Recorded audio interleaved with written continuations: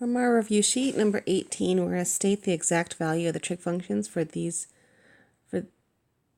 angles. A diagram might help. I think it helps to look at the unit circle.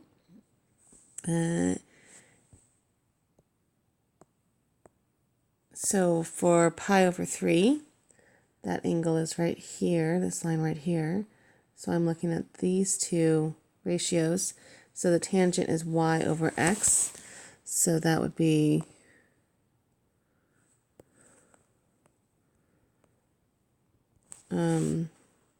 radical 3 over 2 over 1 over 2, which simplifies to just radical 3.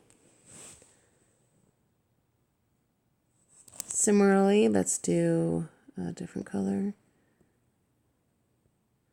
Let's do 2 pi over 3. So the 2 pi over 3 is right here. So my y over x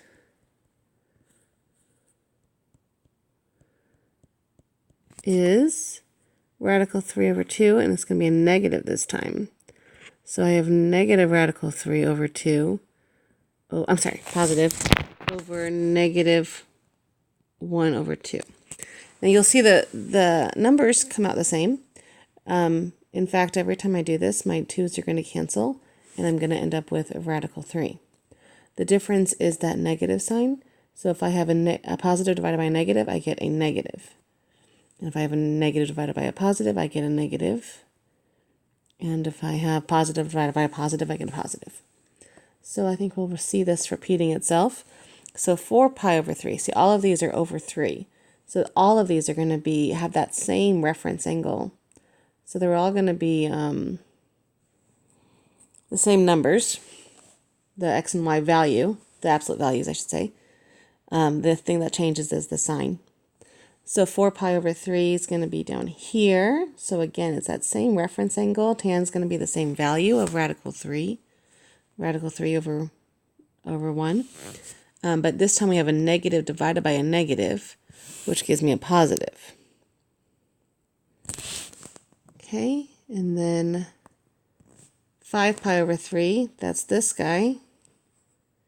And so again, same reference angle, so tan value is going to be the same. But this one's going to be a negative divided by a positive, which gives me a negative.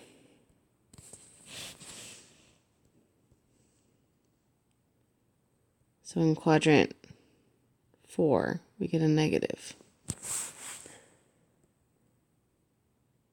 Okay, and then 7 pi over 3, that is a full circle, and then one more third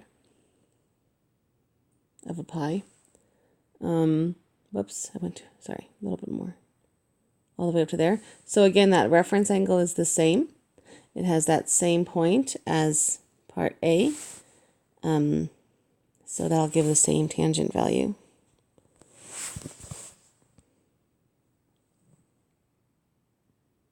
Okay, and let's see. Let's do a light green one. Negative pi over 3 means I start at the positive x-axis and I go down. But again, it's over radical 3 again, so it's still going to be at that same point. So this one's going to match up with part D, which is negative radical 3. And then negative 4 pi over 3. So I'm going a whole pi and then 1/3 more. So that gives me this same reference angle, same tangent value. So that gives it, but it's going to negative divided by, positive divided by a negative, which gives us a negative radical 3.